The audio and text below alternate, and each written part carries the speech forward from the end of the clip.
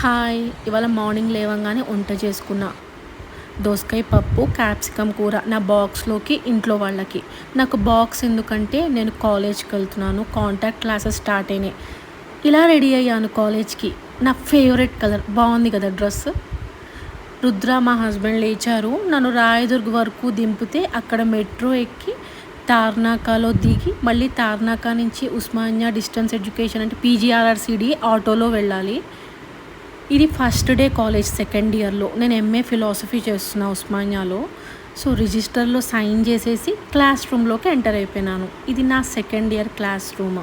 నేను చాలా సిన్సియర్‌గా క్లాసెస్ వింటా. యాక్చువల్‌గా ఫస్ట్ బెంచ్ స్టూడెంట్‌ని. నోట్స్ రాసుకుంటాను. అస్సలు మిస్ అవ్వను ఏ క్లాస్. ఆ తర్వాత లంచ్ చేసేసుకున్నా.